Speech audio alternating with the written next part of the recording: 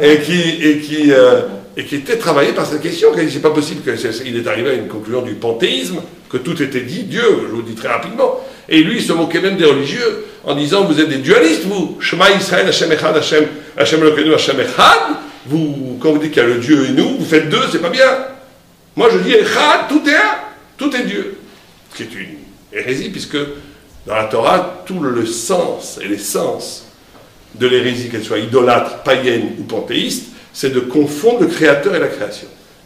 Dès que vous n'êtes pas capable de supporter la distance entre créateur et création, on est dans l'idolâtrie ou dans le panthéisme. Mais c'est une question. C'est une question. Et cette question, bien entendu, a été traitée bien avant ce fameux philosophe, par la Kabbalah. La question est השאלה, מאיפה בא השורשים של המושג של המשיח. וזה הכל מתחיל מבריאת העולם. כידוע, בזמן שהשם רצה לברוא את העולם, היה בעיה, בשבילנו זה בעיה, שאור השם היה ממלא כל החלל. אז אין מקום לבריאה.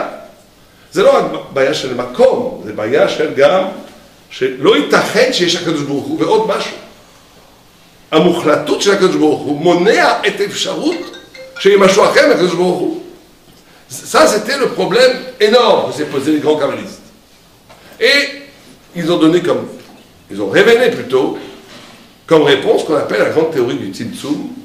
Ça veut dire qu'il y a eu à un moment donné un retrait de la lumière divine, qui était comme une épingle dans l'océan Pacifique, mais qui pour nous représente tout le cosmos, des milliards de galaxies, qui est immense pour nous, mais qui, on regarde l'infini, est tout petit. Et cet retrait de la lumière divine, c'est un espace vide, ce qu'on appelle le Halal Apanoui, l'espace vide de Dieu. Au point où Rav Nachman de Breslav dit que la racine métaphysique de l'hérésie, de la capacité de nier Dieu, elle vient de ce vide. Et il y va très loin, il dit que quelqu'un qui vraiment se nourrit de ses pensées philosophiques, de ce vide, il est imbattable. Il peut dégommer n'importe quel rabbin. Et pourtant, c'est un très grand rabbin qui dit ça. Parce qu'il a l'évidence du vide. Tout ce que tu vas dire, c'est des fables. Puisque Dieu s'est retiré, donc on ne le voit plus. Donc tout ce que tu dis, c'est quoi? C'est du discours. Moi, je vois le vide. Et donc là, cet espace vide où s'est créé tout l'univers, Dieu a réintroduit à l'intérieur une sorte de tuyau qui s'appelle l'homme primordial, Adam Kadmon, une sorte de tuyau, où est rentré et restitué une partie infime de cette lumière infinie. Pour restituer la présence de Dieu sur terre dans le vide. Voilà, on a tout dit, c'est ça le Mashiach. Le Mashiach, c'est pour réparer le scandale du vide de Dieu. Donc le Mashiach, ça sera la capacité à un moment donné de réintroduire l'évidence, comme on l'a dit au début, de Dieu dans tout l'univers, dont la racine métaphysique est l'oubli de Dieu, puisqu'il a fallu un retrait de Dieu pour que l'univers puisse avoir lieu. Mais ce vide de Dieu, et c'est là où il faut faire très attention, un, comme on l'a dit, il faut l'assumer, on ne peut pas le nier. Deux, il faut faire très attention de ne pas faire une représentation du divin trop naïf.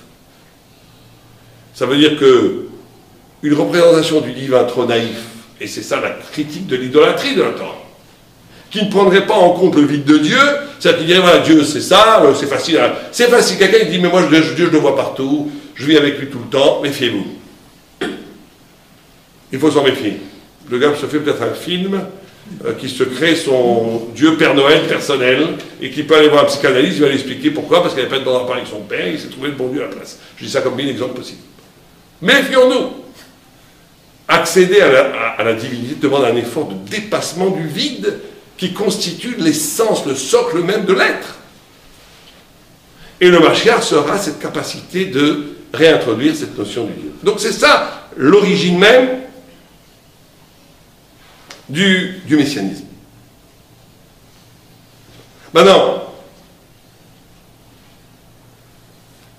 il y a un Rambam très intéressant qui dit que tout celui qui n'attend pas le Messie, et c'est très, très dur pour nous d'entendre ça, pas qui n'y croit pas, qui n'attend pas le Messie, est considéré comme un koffer. Koffer, ça veut dire un hérétique, un renégat plutôt. Pourquoi? Et il veut simplement nous dire que, et c'est ça l'image du juif, et aujourd'hui c'est pas tellement dans l'esprit du temps, que quelqu'un qui se satisferait de la situation du monde, de l'injustice, du malheur du monde, et qui n'attendrait pas, avec une attente intérieure, et surtout qui se satisferait de l'oubli de la vérité, de l'exil de Dieu, de l'étalage d'un discours qui bafoue la vérité. Quelqu'un qui ne serait pas ennuyé par ça, qui dirait le monde est très bien comme il est. Et bien pour le Rambam, même s'il croit en tout le Torah, mais il est très content avec le monde dans lequel il vit. Pour le Rambam, c'est un koffer. Ça veut dire que être juif, c'est avant tout être lié à l'absolu au point où il est insupportable que le monde ne soit pas parfait, au point où cette espérance messianique habite quotidiennement le cœur du juif. Alors c'est vrai que aujourd'hui tu dis ça, c'est très difficile. Pourquoi? Alors on ne va pas faire de politique, mais c'est un problème parce que vous savez qu'il y a eu des grands, dans les années 40, 50, 60, il y a eu des grandes espérances messianiques laïques, que ce soit le maoïsme qui a voulu changer l'homme, il marchait mot que ce soit le nazisme, même le nazisme aussi, voulait fonder un nouvel homme. Et même le sionisme, l'Avdil ben Tamé le Kadosh, en différenciant la lumière et les ténèbres, a voulu créer un nouveau type. C'était à la mode. Créer un nouvel homme. Des idéologies.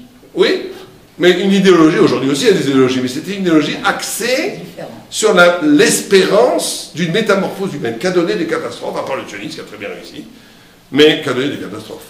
Catastrophes, des millions de morts. Donc il y a eu une pensée réactive par rapport à ce phénomène historique, qui a été ce qu'on appelle, qui a été rapporté beaucoup par ce qu'on appelle les nouveaux philosophes, qui ont dit ça suffit d'espérer parce que l'espérance a amené trop de morts, donc vaut mieux accepter le monde tel qu'il est et revenir à la morale basique et au moins on ne fait pas de dégâts. Ça a détruit beaucoup la notion d'espérance messianique. Parce qu'ils avaient raison sur le point de vue politique, mais nous, le juif, on doit toujours espérer. אז מה שאנחנו אומרים, שכתוב שהרמב"ם כותב שמי שלא, לא רק מי שלא מאמין במשיח, מי שלא מחכה את המשיח, מי שלא מצפה כל רגע שהמשיח יבוא, דינו ככופר, שזה מוזר. בגלל הנשמה היהודית לא יכול להסתדר עם עולם שיש לו חיסרון באמת, חיסרון בצדק, חיסרון בכל מה שאנחנו רואים. ומי שחי טוב עם העולם שהוא לא טוב, הוא כופר. בגלל שהנשמה היהודית היא כל כך קשורה לאמת שהיא צריכה לצפות כל רגע שהאמת הזה יתגלה. Et donc, c'est ça, on va dire, pour nous. Ça veut dire, être capable d'espérer, aussi bien pour l'univers que pour nous-mêmes, une dimension d'existence, de connaissance et de bonheur qui dépasse l'évidence de la vie quotidienne que l'on vit. Ça, c'est un. Deux, cette capacité d'anticiper un niveau de révélation, de vérité, de divinité qui dépasse ce que l'on vit maintenant, nous oblige à relativiser nos pensées. C'est ce qu'on fait dans les yeshivot, c'est ce qu'on fait dans les bonnes yeshivot, dans les bons kolélim. L'exercice de la pensée, l'exercice doit toujours se dire, mais est-ce que ce que je dis peut se mesurer avec l'éternité? Est-ce que ce que je dis peut se mesurer avec une dimension de vérité qui dépasse le conjoncturel? C'est ça la force du messianisme dans l'esprit juif. C'est que le messianisme relativise toute pensée. On n'est jamais dans l'absolu, on n'est jamais dans la fermeture d'une idéologie ou d'une façon de voir qui est définitive. Parce qu'on sait très bien que tant que le Messie n'est pas là, tout ce que l'on vit maintenant est relatif. Ça donne la possibilité de la relativité de la pensée. Et cette relativité de la pensée, paradoxalement, ouvre la voie vers un absolu de la pensée. Parce qu'il y a toujours l'espérance de cet absolu. Donc là, on a posé les bases de qu'est-ce qui est en jeu dans la Torah quand on parle du Messie. Alors, je voudrais avec vous partager un midrash. Il y a un midrash qui nous dit la chose suivante. Et on va aussi partager avec vous la notion de la Magen David, parce que dans la Magen David, il y a aussi une des manifestations de ce que c'est le Mashiach. Il y a un midrash qui dit la chose suivante. אז אני עכשיו אומר מדרש, אולי נתחיל בעברית המילה, בגלל שאתם, ככה יהיה לכם קצת פיצויים, שהרוב זה בצרפתית. יש מדרש שאומר שיעקב אבינו, בשעה שהוא הולך למות, להיפטר מהעולם, אז הוא מגייס כל הילדים שלו, כל הנכדים שלו, כל עם ישראל, ורוצה לגלות להם את הקיץ, את הזמן המשיח. וכולם מגיעים, וזה בגלל זה, ויחי, הפרשה היא סתומה לגמרי, סתומה, אין שום, בדרך כלל יש הפסק בין פרשה לפרשה, פה אין שום הפסק, בגלל שזה סגור, לא רואים. הכל נסתם. ואז הוא אומר, אז אם זה ככה, אחד מכם מאמין בעבודה זרה, בגלל שיש לי מסורו ויעקב, מאברהם אבינו, מהסבא שלי, שאם עם ישראל ביחד עם הקדוש ברוך הוא ביחד, המשיח מגיע. הוא מתגלה, והוא לא מתגלה, זה אומר שאחד מכם לא מאמין בקדוש ברוך הוא. אז באותו רגע, כל הילדים של יעקב אבינו צעקו יחד, שמע ישראל השם אלוקינו אשר אחד. אז הוא אמר ברוך שם כבוד מלכותו לעולם. השאלה אז מה נשאר עם הקושיה? אז אמר משיח לא מתגלה אם כולם עם הקדוש ברוך הוא. Alors ce midrash nous dit la chose suivante. Il nous dit que quand Jacob a senti qu'il allait mourir, que c'était la fin de sa vie, il a réuni tout ce que représentait à l'époque le peuple juif. Ses 12 fils, ses brus, ses petits-enfants. Et il a dit, je vais vous révéler le temps messianique. Il n'a pas voulu dire, je vais vous révéler une date, comme on le traduit trop souvent. Peut-être une date aussi, mais c'était plutôt, je vais vous révéler une dimension de l'être. Je vais vous révéler une dimension de la vie qui est messianique. Tout le monde est très excité, on va voir le Messie, on va voir le visage du Messie. Et au moment le plus ultime où il va se révéler, à ce moment-là, tout se ferme. Tout se ferme. Rien n'apparaît. Et Jacob Avinu dit, si rien n'apparaît, c'est que l'un d'entre vous n'a pas le cœur vers Dieu. L'un d'entre vous a le cœur à l'idolâtrie. Pourquoi? Parce qu'il avait une tradition qui venait de Abraham Avinu, que si tout le peuple juif est vraiment ensemble, le Messie apparaît. Donc si on n'est pas ensemble, s'il n'apparaît pas, c'est qu'on n'est pas ensemble. Et à ce moment-là, c'est de là que vient une des sources du schéma Israël qu'on récite 2 fois ou 3 fois par jour. Tous les enfants d'Israël ont crié ensemble. Schéma Israël, écoute Israël. Qui c'est Israël? Jacob. Écoute Israël. Hachem Elokeinu, Dieu est notre Dieu. Hachem Echad. Dieu est un.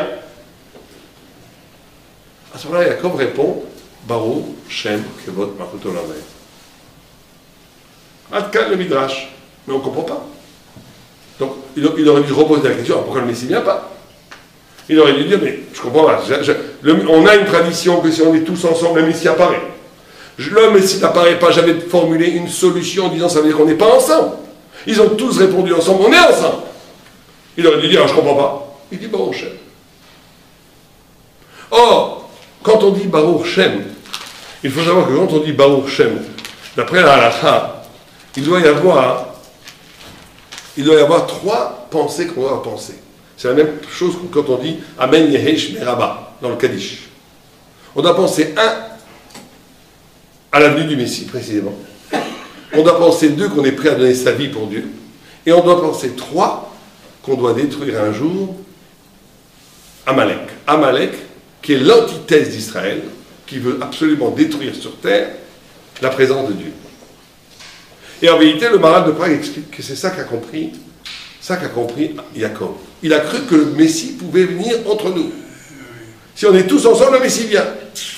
Il a dit le Messie ne viendra que si on est capable de vaincre Amalek. Ça veut dire, en d'autres termes, pour nous, de traverser toute l'histoire, de combattre toutes les idéologies. Tant que la Torah ne sera pas capable de répondre à toutes les idéologies et à les vaincre, le Messie ne vient pas. Pourquoi? Parce qu'il y a un autre midrash qui dit que quand Dieu a voulu créer le monde, il a pris la vérité, il a voulu la donner aux hommes. Les anges sont venus et ont dit, pourquoi tu donnes la vérité? Tu méprises ton sceptre. Ton emblème, la vérité, Hachem Emet, tu la donnes aux hommes qui sont des menteurs. On dit que Dieu a pris la vérité, il l'a jetée au sol. Et il y a un passage qui dit, Emet Mieretz Tismar. La vérité s'est mise à croître de la terre. Or, quand on prend le passage Emet Mieret Tismar, c'est quelque chose d'extraordinaire, vous pouvez le faire chez vous. Il écrit Emet Mieret Tismar. On peut le lire Emet Mieret Tismar, on peut le lire aussi Emet Mieret Tismar. De tous les côtés. Qu'est-ce que ça veut dire? Le même passouk. Pourquoi? Parce que dit le Maharal de Prague, une vérité qui reste dans le ciel, une vérité qui reste dans la synagogue, c'est magnifique, mais elle ne dit que la vérité. Une vérité qui se confronte au mensonge et qui peut vaincre le mensonge parce qu'elle est vérité. Elle ne dit pas simplement la vérité, elle s'enrichit comme multipliée au carré par le fait qu'elle dit aussi la vérité du mensonge en dénonçant le mensonge. Et donc elle s'enrichit par l'histoire même de sa confrontation au mensonge. Et c'est ça l'idée qu'a compris Jacob. Jacob a compris, il croyait que si on était tous les juifs ensemble, le Messie arriverait. Mais après il a vu que non, alors il a dit pourquoi? Baruch Shem, ça veut dire qu'il a compris que le Messie viendra